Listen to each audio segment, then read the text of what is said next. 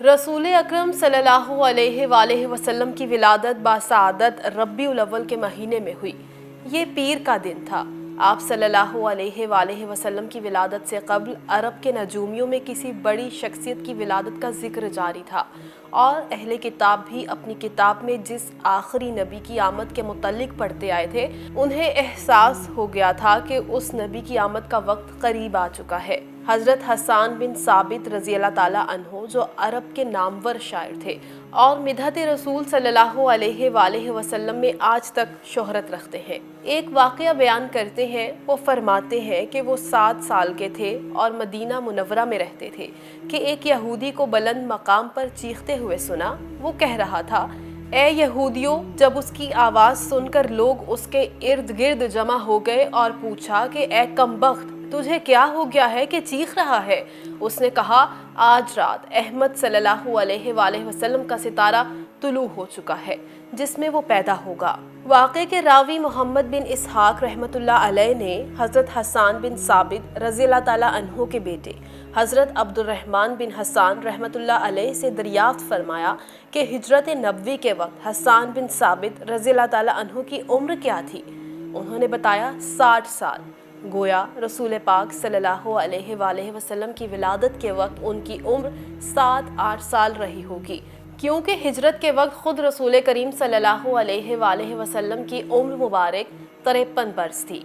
सीरत नबी में दर्ज ये वाक़या एक मिसाल है। इस तरह के बहुत से वाक़या तारीख़ व सीरत की किताबों में मिलते हैं, जिनसे ज़ाहिर होता है कि विलायत नबवी से कबल ही लोगों को एहसास हो चुका था कि आप सल्लल्लाहु अलैहि वसल्लम की तशरीफ़ आवरी का वक्त हो चुका है। बहुत से सीरत निगारों ने लिखा है कि जब आप सल्लल्लाहु अलैहि वसल्लम की विलादत हुई तो ईरान के शाही महल में ज़लज़ला आया और महल के कंगोरे टूट कर जमीन पर गिर पड़े। काबे में रखे हुए बुत मुंह के बल जमीन पर गिर पड़े। ये गोया उस जानिब इशारा था कि अब दुनियावी जाहू हशमत के झूठे महल जमीन बोस होने वाले हैं और खुद साख्ता खुदाओं की अजमत मलिया मेट होने वाली है। अब वो वक्त आ गया है जब हक का परचम बुलंद होगा, सदाकत का सितारा तुलू होगा, बातिल की जुल्मत दूर होगी और हक की सहर दुनिया पर छा जाएगी। रसूल रहमत सल्लल्लाहु अलैहि वसल्लम के वालिद मोहतरम हज़रत अब्दुल्ला आप सल्लल्लाहु अलैहि वसल्लम की विलादत से कबल ही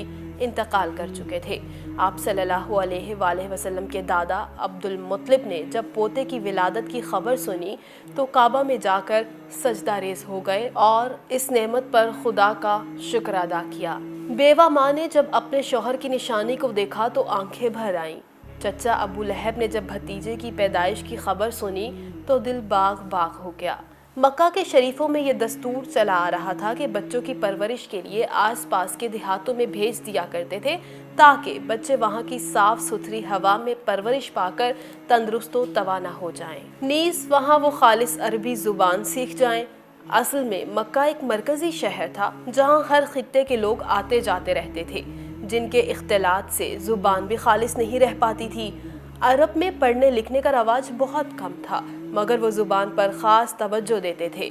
इसी गर्ज से रसूल अकरम सल्लल्लाहु अलैहि वसल्लम को भी परवरिश के लिए एक सहराई खातून हज़रत हलीमा सादिया रज़ी अल्लाह ताला अन्हो के हवाले किया गया, जिनका ताल्लुक कबीला बनी साद से था। हज़रत हलीमा सादिया रज़ी अल्लाह ताला अन्हा उन औरतों में शामिल थीं जो मक्का मुअज़्ज़मा के शरफा के बच्चे परवरिश के लिए हासिल करने की गर्ज से आई थीं।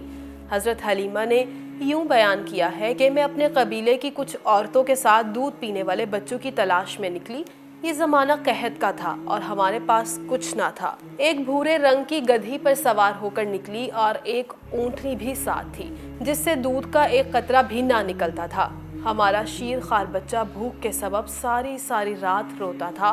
मैं जिस गधी पर निकली वो थक गई और मैं अपने साथियों से पीछे रह गई और सब के बाद मक्का पहुंची। हज़रत हलीमा सादिया का बयान है कि कोई औरत ऐसी ना थी जिस पर नन्हे मोहम्मद सल्लल्लाहु अलैहि वसल्लम को पेश ना किया गया हो, मगर किसी ने भी आप सल्लल्लाहु अलैहि वसल्लम को ना लिया, क्योंकि हमें लड़के के बाप से भलाई की उम्मीद रहती थी और उसी से इनाम की तवक्को रखते थे।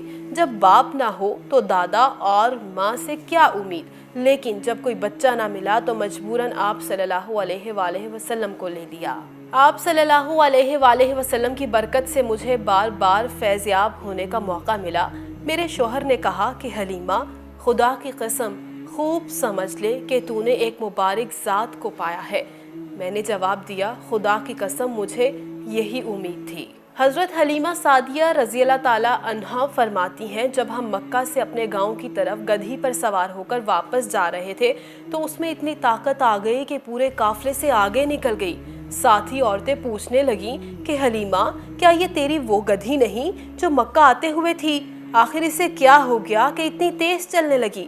حضرت حلیمہ رضی اللہ تعالیٰ عنہا کے مطابق ان کا گاؤں بہت زیادہ قحط زدہ تھا، مگر جب رسول کریم صلی اللہ علیہ وآلہ وسلم کو اپنے ساتھ لائیں تو یہاں حالات ہی بدل گئے۔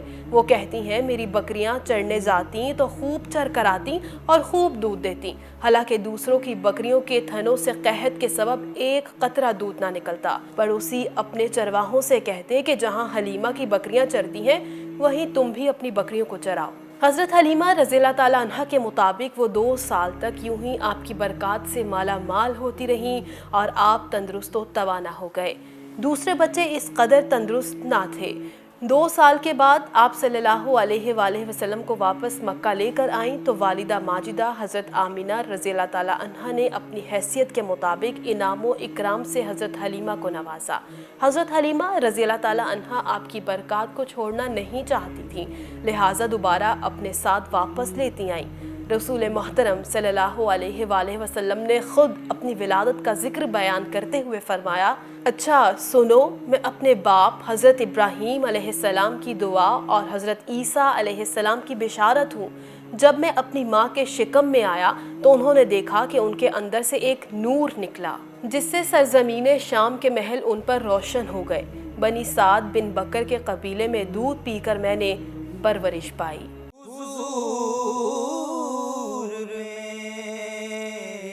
تو ساری